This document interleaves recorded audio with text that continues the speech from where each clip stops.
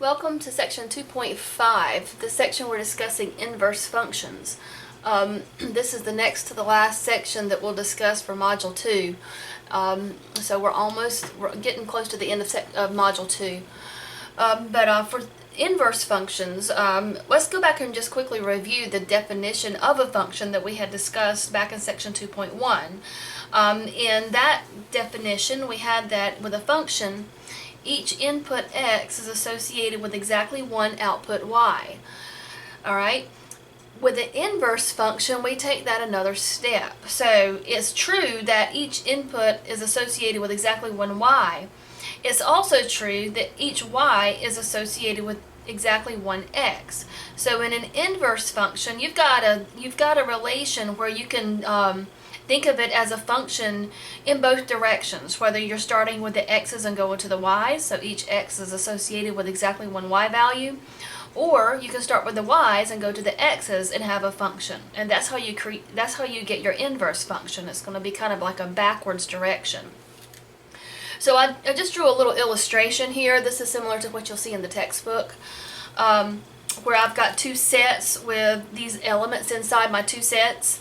And with the original function, just sort of a function in general, we know that each x is associated with exactly one y. So I've got my 3 going to my 1, my 4 goes to my 5, and my 6 goes to my 5. Even though they end up sharing over here on the right and the 7 got left out, we still had a function. But again, this was just the original function. This is not the new inverse function.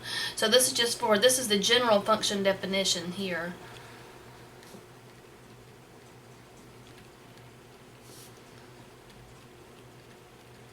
And we're taking it a step further. So if we so here I had said that the picture represents a function since every element of set A is sent to exactly one element of set B. Then with a one-to-one function, which is the new concept for this section, a one-to-one function occurs when each element of set B can also be mapped or sent to exactly one element of set A. So a one-to-one function can be, I'm going to flip to the next page,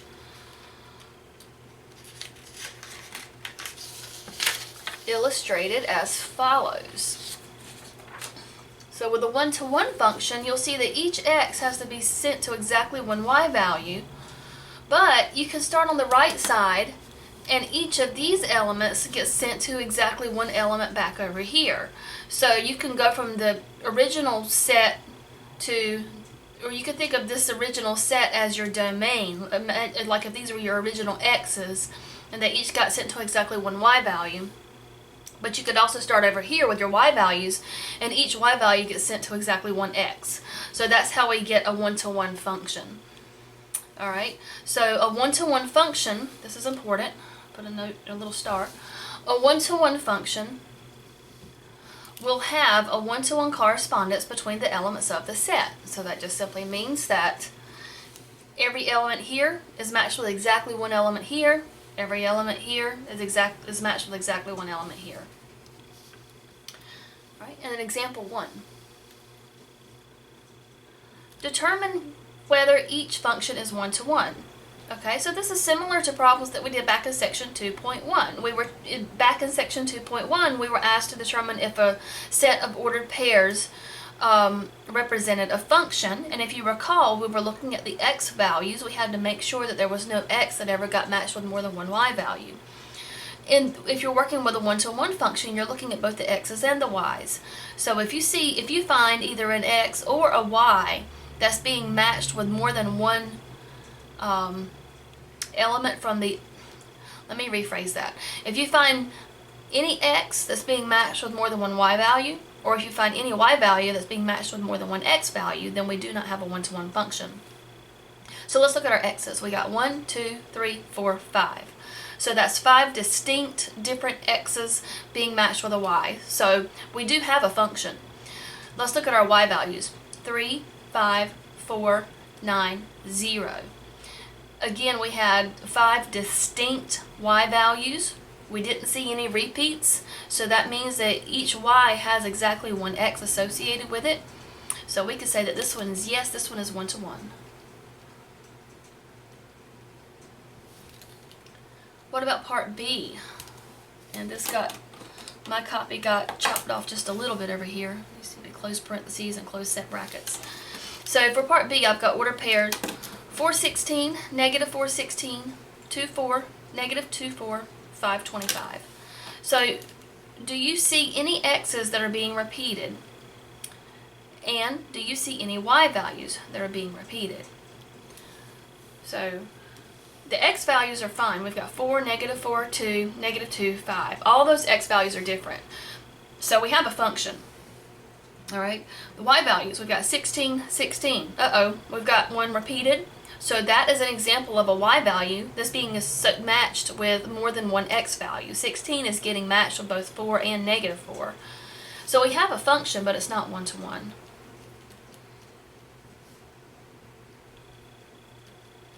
And in part C, our x's, 3, 5, 7, 8, 9, all the x's are different, so that's good. Our y's, we've got 0.99, 1.99, 2.99, 3.99, 0.99. And you'll notice we've got the 0.99 repeats. So a y value of 0.99 is being associated with the x value 3 and with the x value 9. So we've got, this one is not one-to-one.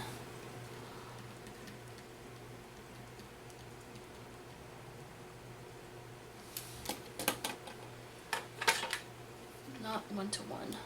Hope you can read that. Okay, let's go to the next page. Okay, so when we're working with one-to-one functions, we have a tool to help us determine if a graph is the graph of a one-to-one function, called the horizontal line test. So you should remember the vertical line test that helped us determine if a graph was the graph of a function. The horizontal line test just takes it a step further.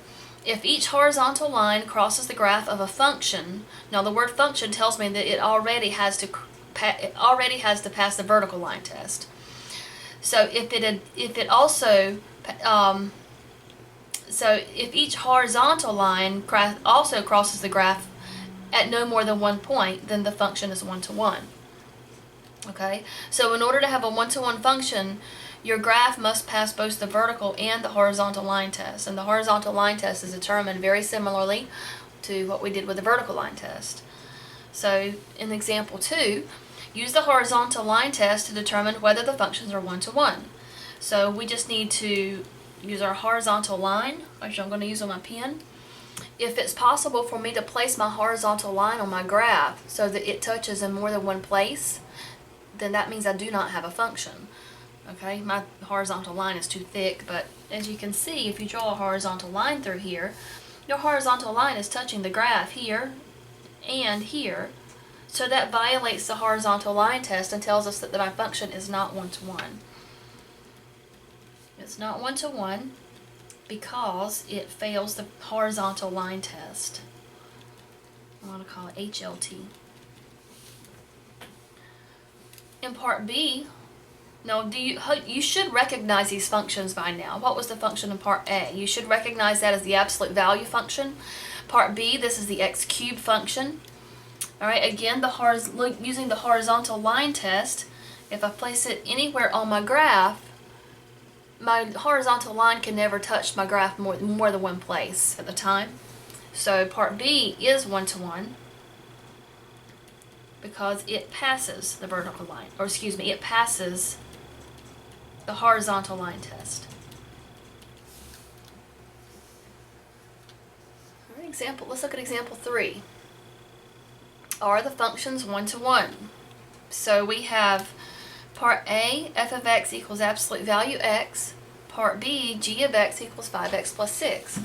So we can think of this similarly to the way we did these problems when we were just working with functions in general.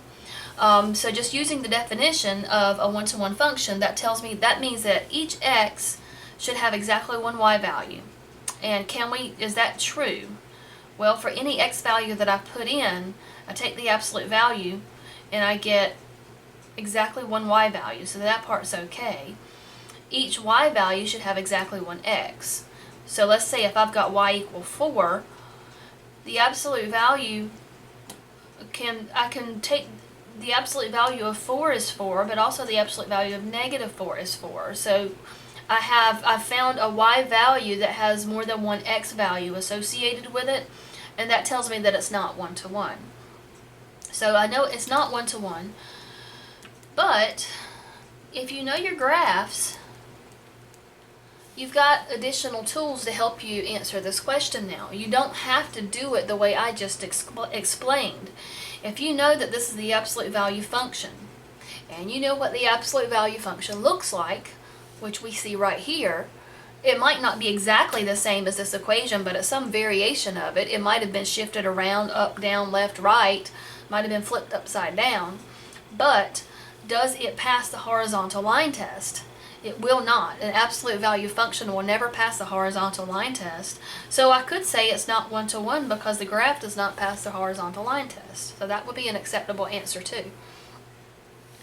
Part B, g of x equals 5x plus 6. Alright, so here, if I put in a value for x, say 1, I'll get exactly one y value back. So that's good. Whatever my y value is, I can solve for x, and that will also give me exactly one y value back here. Again, if it's not so clear to see why that's true, it's very helpful if you know what the graph of this looks like. This is y equals 5x plus 6. Does that sound a lot like something that you remember from an earlier algebra course? This is an example of that y equal mx plus b, which was the equation. What's that graph look like? Y equal mx plus b. If you've got x to the first power, that's going to be a straight line. So, or you could, it's going to be it might look like this. Okay? It might also go the other way. I mean, I haven't really talked about what the slope looks like, and I'm sorry you can't see that. But this is the graph of a straight line. Will a straight line pass the horizontal line test? Yes, it will. No matter where you put your horizontal line, unless your line happens to be horizontal, but this one is not. This one has a slope and a y-intercept, so this is what we call a slant line. And a slant line will pass the horizontal line test because you can put your horizontal line wherever you like and it'll only touch it one time. So you can say that this one's a one-to-one function because it passes the horizontal line test. Okay? Or you could do it by just substituting numbers in for x and substituting numbers in for y and thinking about it that way. Alright, let's move on to our next page.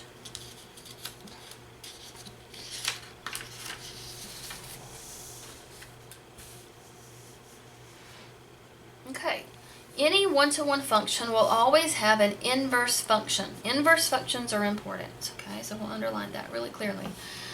With an inverse function, the inputs and outputs will be reversed. So what the inverse function means is that if you start out with a one-to-one function, which we have here, this is our one-to-one function where each x was matched with exactly one y, each y was matched with exactly one x, we had that one-to-one correspondence going on here. The inverse function is simply where you start with the original y values and go back to the original x values. So whereas your original function started with the x's and went to the y's, now your inverse starts with the y's and goes back to the x's. So it's like the return trip. The definition for the inverse function, let's take a look. The inverse of a one-to-one function is the function f inverse, where the ordered pairs of f inverse are obtained by interchanging or just flipping around the coordinates in each ordered pair of f. So let's look at an example to illustrate what this is saying.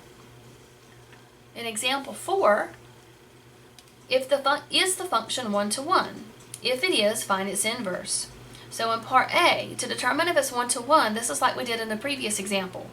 You look at all the x values. All of your x values are different. Look at your y values. Here we see a repeated 3, so that means we have a y value of 3 that's being matched with more than one x value. So this tells us that this function is not one-to-one.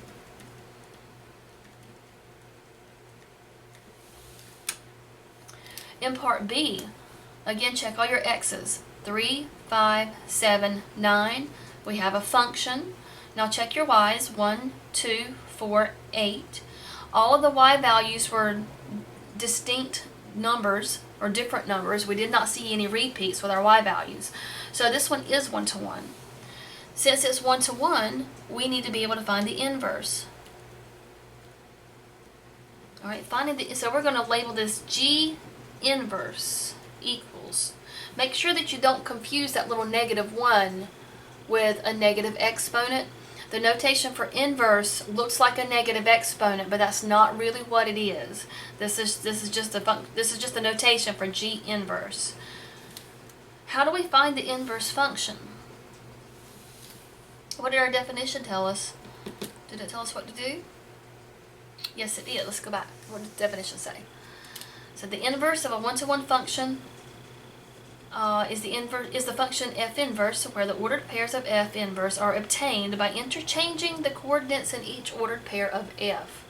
So in our case, our function's g. So we're going to go back to our original function g in part B.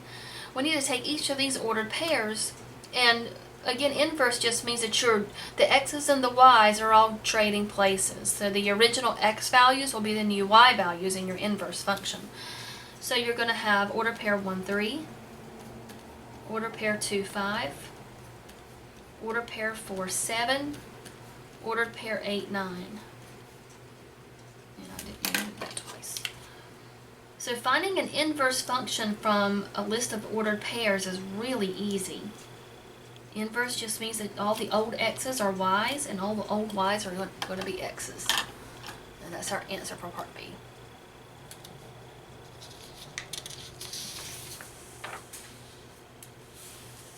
Okay, example 5.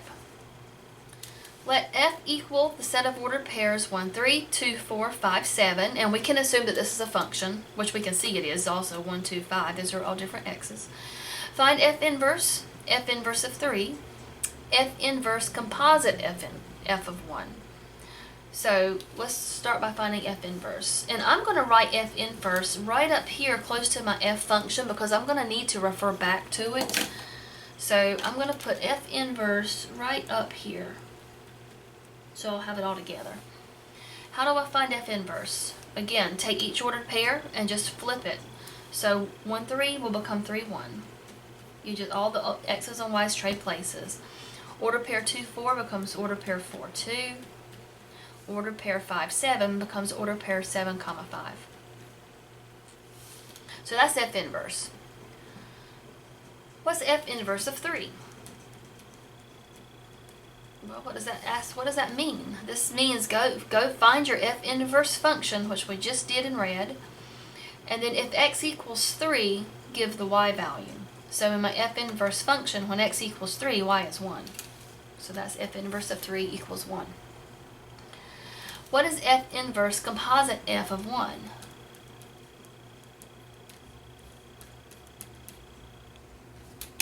I'm trying to make my composite symbol look a little less like an O. So f inverse composite, let me change my color. Okay, f inverse composite f of 1. So remember, how do the composite functions work? We do the right side first. So what's f of 1? To find f of 1, you go to the f function, which is this one up here in black, and find when x equals 1, y equals 3. So f of 1 is 3.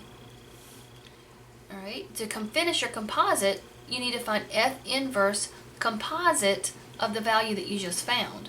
So we want f inverse of 3. And I think I said that wrong. Let me go back and say that again. We found this was f of 1, we found to be 3. The composite function tells me to then take my 3 and put it into the f inverse function. So now we're going to find f inverse of 3. That means go to your f inverse function, the one up here in red. If x equals 3, what is y? Y is 1. It's no coincidence that the one that you put in here turned out to be the final answer, because you were being asked to start with the original x, and then we had to go to the inverse function where the x's and the y's traded places, and then give the y value, and you just kind of brought you right back to the same number again. Okay, let's look at example 6. Find the inverse of each function. to do this, no, in the textbook gives a discussion on how to do this. I can't remember what method they call this, but it's a kind of, they say that you're doing it using composition. I'm going to go ahead and kind of jump ahead to the process that we're going to use to find an inverse function that using the switch and solve method. All that means is that you're going to interchange the x and the y's, and then solve for y, and then the last step will just label our result as our inverse, f inverse. So we know that f of x is like y, so we're going to write this as y equals 2x plus 1. To find the inverse, I need to interchange the x's and the y's. So we're going to write it as x equals 2y plus 1. If we solve this for y, that will give us the inverse. So to solve this for y, subtract 1 on both sides. Gives me x minus 1 equals 2y. Divide both sides by 2.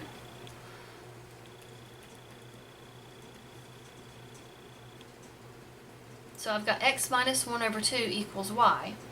This is my answer. I just need to label it as such. What we just found was the inverse function. So we need to say that this y is really f inverse of x equals, and we found it to be x minus 1 over 2. And that's our inverse function. Okay, so what did I do again? I just wrote that with a y instead of f of x here, and then to find the inverse I needed to flip the x's and the y's, so it became x equals 2y plus 1. Solving this for y gave me my inverse function. And let's look at part B. In part B, we're given g of x equals x cubed plus 5 over 2. So again, we can think of this g of x as our y.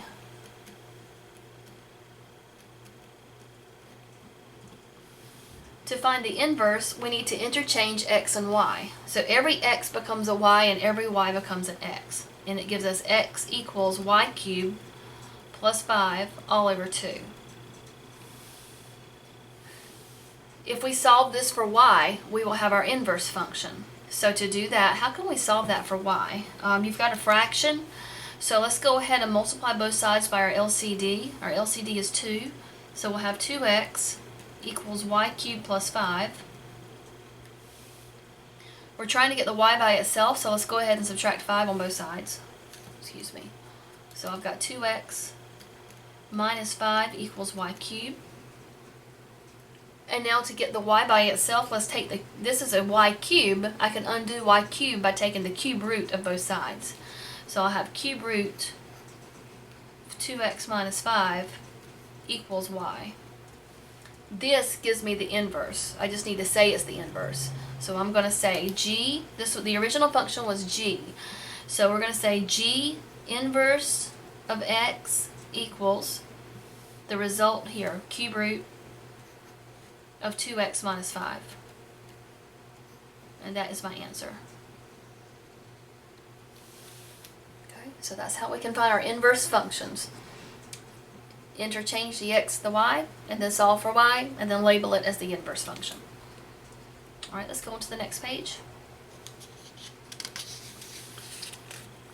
Alright, we have a little blurb here. If f is a one-to-one function, then the graph of f inverse is a reflection of the graph of f with respect to the line y equal x. Okay, that probably did not sink in when we read that just now, so let's do the example and then we'll come back and talk about what happened. Example 7 says graph f of x equal the square root of x minus 1 and its inverse. Okay, so really, and also we've got this line y equals x that's already been sketched in for us. The line y equal x, that's just a line that forms forms a 45-degree angle, and it passes through the origin. On this line, every x and every y value are the same. So it goes through ordered pair 1, 1, ordered pair 2, 2, ordered pair 3, 3, etc. And it comes down here too. Now let's find the graph of the square root of x minus 1. Now we can sketch that from what we've done, our previous discussions. We know that the square root of x has and I would like to use a pencil to do this. We know that the square root of x function looks like this. What does the minus 1 on the inside do to it? That minus 1 on the inside shifts the entire graph one space to the right. So what I just drew becomes this. So that's my square root of x. This is f of x equal square root of x minus 1. Remember, the minus 1 inside the radical told me to shift it one space to the right. I'm trying to get rid of the red. I don't know if I can though, without messing it all up.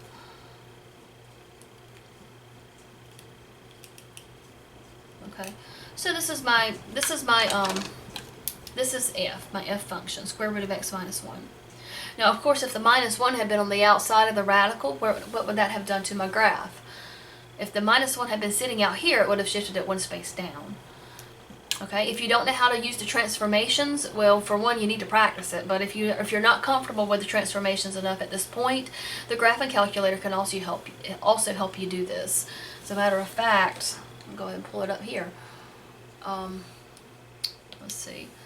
To graph it, you just go to y equals. Clear this.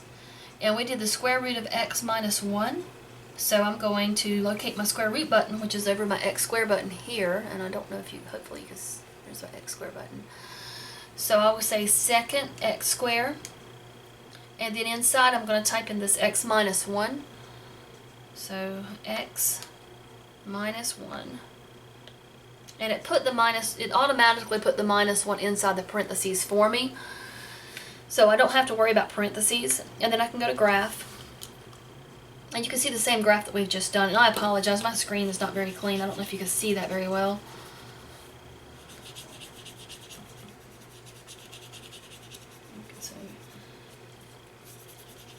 Okay, so that's the same graph that I just drew on my paper. So that's another way that you can obtain your graph. Now, what are we asked to do with this? They said graph f of x equals square root x minus 1 and its inverse. How do we graph the inverse? Well, let's go ahead and look at a table of values. The easiest way, in my opinion, would be to do the table of values. So, what values went into this? When x was 1, y was 0. Or you can do it this way, put it in here, you get 0. When x is 2, and I'm running out of space. Okay, when x is 2, 2 minus 1 is 1, square root of 1 is 1. Alright, and let's get one more in there. I'm going to put in something that will give me a perfect square, something easy, a whole number back. So what if I put in a 5 for x? If x is 5, 5 minus 1 is 4, square root of 4 gives me 2. So I have order pair 5, 2. So these are points that were on this original function. To get the inverse, the easiest way to get the inverse function, again, would just be to interchange these x's and y's. So f inverse is going to have the following table of values. Well, I'm not even going to write it down. I'm just going, well, yeah, I am. I'm going to write it down. Sorry. So order pair 1, 0 for the inverse function will become order pair 0, 1. Ordered pair 2, 1 from the original function will become order pair 1, 2 in the inverse function. And order pair 5, 2 from the original will become order pair 2, 5 in the inverse. So again, the inverse just tells me to flip the x's and the y's. So if we plot these three ordered pairs, let's see what happens. Where does that take our graph? Order pair 0, 1, order pair 1, 2, and order pair 2, 5. So over 2 and up 5. 1, 2, 3, 4, 5. Like here. What's happening is this original f function is being the inverse is just a reflection of what we have here. It's a mirror image across that line y equal x. So if we connect these dots like this, it needs to be a mirror image of this. So this is going to be the starting point. We're not going to come any further back than that. The original function started with the x-axis. The inverse function will actually bump into the y-axis, but it won't go beyond it.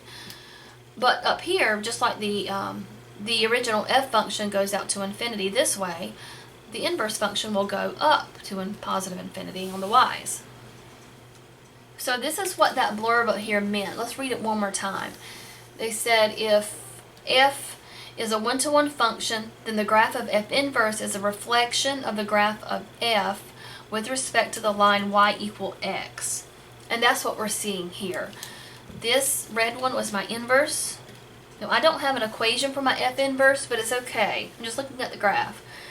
The graph of f inverse is a reflection of the original function around that diagonal line y equal x. Okay? So that's what's happening in example 7. After this, I have the procedure, which I've already talked about. The procedure for finding an inverse function, I just kind of jumped the gun and did it a little bit early. To find an inverse function from an equation, we first interchange all x and y variables, solve for y, and then we will replace y with inverse notation. And we can look at some examples of how this is going to work, it's really the same concept we did back in example 6. So for example 8, find the inverse of each function.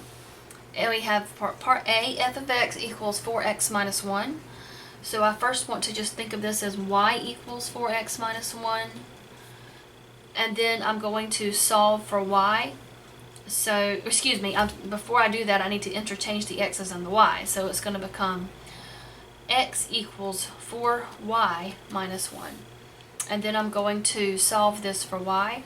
So add 1 to both sides. X plus 1 equals 4y. Divide both sides by this 4. Alright, and then this result here is going to be our inverse. So we're just going to say that we have f inverse of x equals x plus 1 over 4.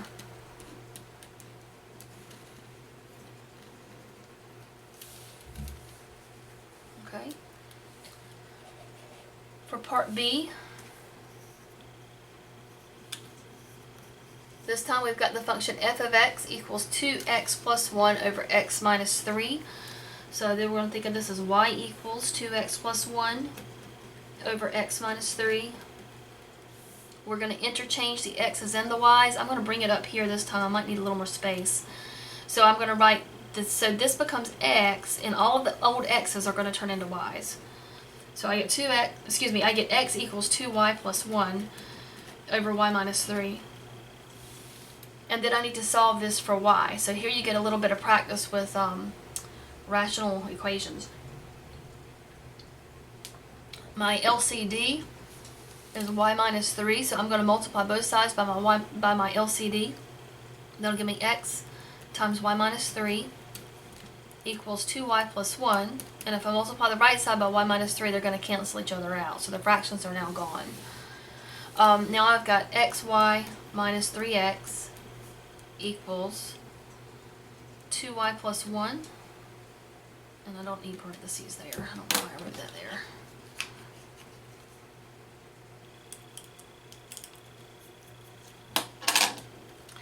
To solve this for y, I need to get all of the terms that have a y together on one side. So this xy needs to can come over here with a 2y, or it's okay if you move your y's to the left. It doesn't really matter. I'm going to subtract the xy on both sides. That leaves me with negative 3x equals 2y minus xy. These are not like terms, so I don't combine those. And then I also need to move the constant, the 1, back to the left because I'm trying to isolate the y's. So subtract 1 on both sides. That gives me negative 3x minus 1 equals 2y minus xy.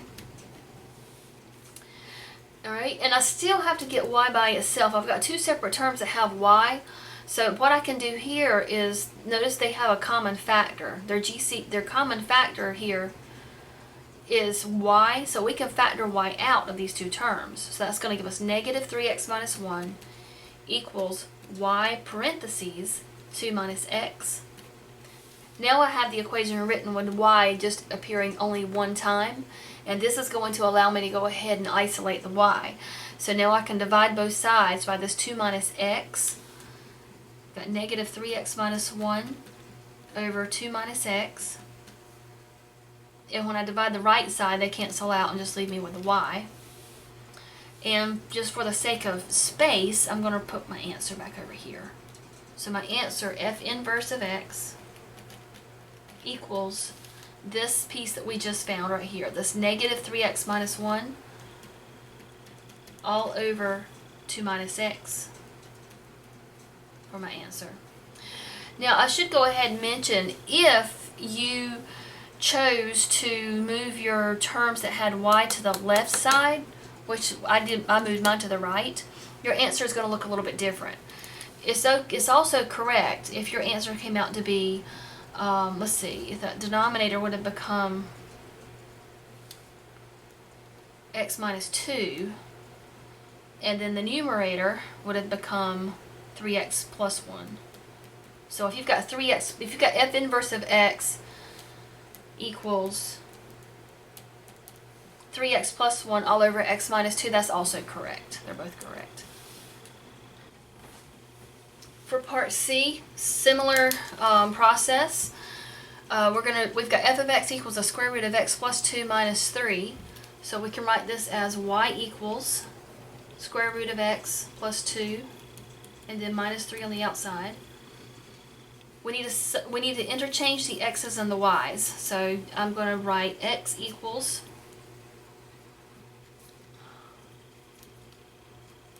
the square root of y plus 2 minus 3. So now this is going to take us to the inverse function. We're trying to get y by itself, alright? So we first need to isolate that radical. We can do that if we add 3 to both sides. So we'll have x plus 3 equals the square root of y plus 2.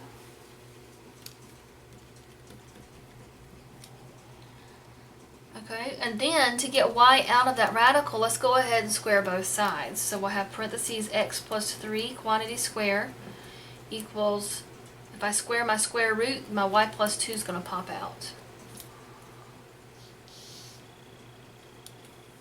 Alright. Now I could expand this out and FOIL it, but I'm not going to. All I'm going to do is just subtract 2 on both sides. So I've got parentheses x plus 3 quantity square minus 2 equals y.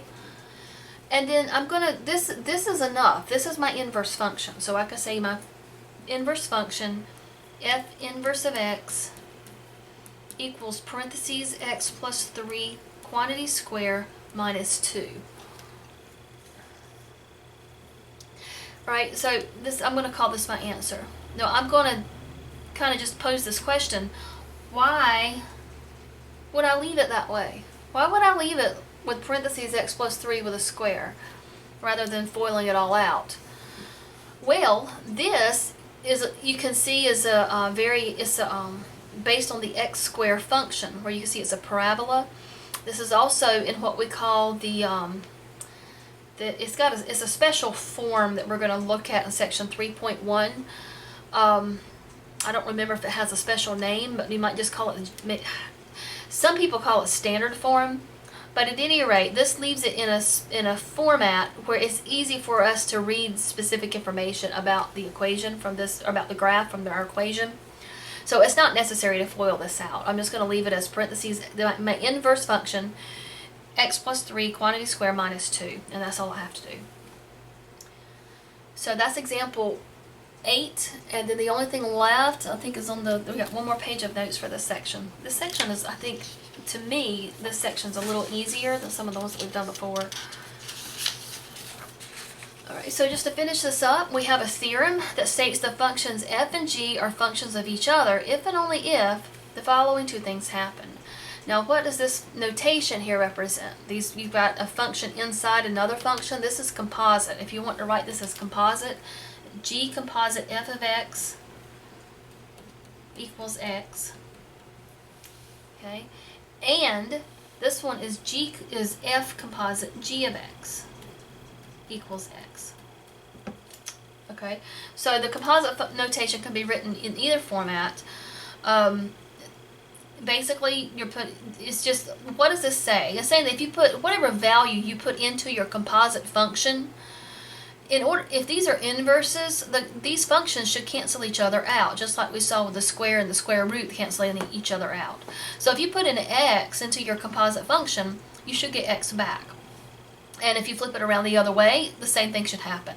So any number that you put into your composite function should make the two original functions cancel out and just leave you with the same value back.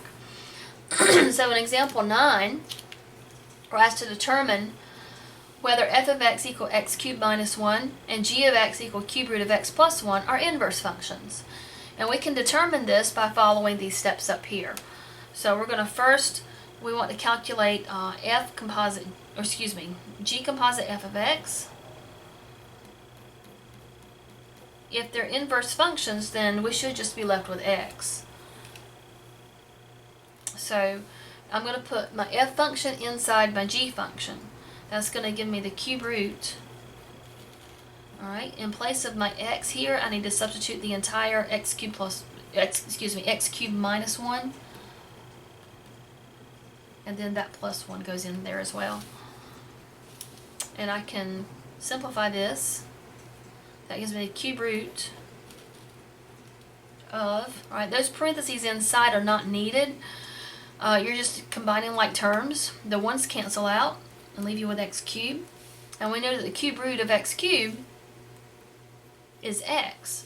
So it worked. The g and the f canceled each other out and just left us with this x. So it checked that way.